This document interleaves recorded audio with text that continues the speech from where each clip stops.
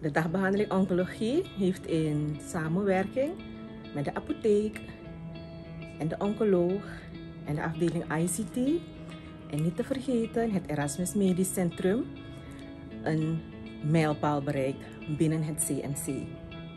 Het is de eerste stap van analoge naar het digitale, dus van papierwerk naar digitaal werk, waarbij de recepten van de patiënt, dus de medicatieopdrachten, in HIX worden geplaatst of voorgeschreven tot het moment van toedienen en met name ook inclusief de medicatiebewaking door de apothekers.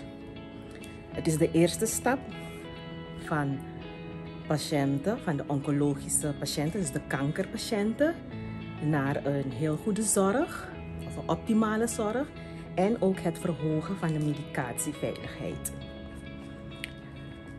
Papier heeft zijn charme natuurlijk, maar in een werksituatie is dat heel anders.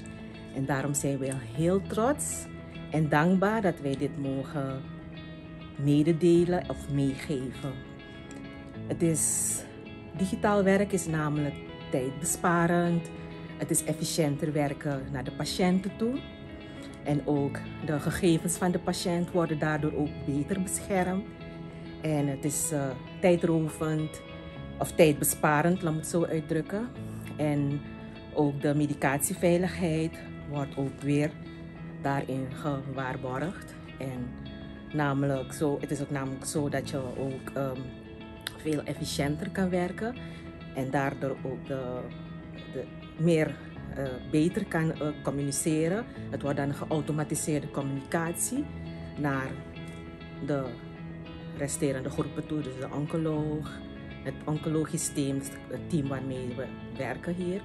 En dit alles is heel erg bijzonder voor ons geweest en we zijn blij dat we het mogen presenteren. Mijn rol aqui na Tabatata, como comitim, achtergrond die apothekersassistent, zoals ik cambio de botica para ICT. E sei, agora aqui na ICT, mijn rol Tabatata, para testar que o awardo implementado em HIX. HIX é o sistema automático digital que nós usamos aqui na CMC.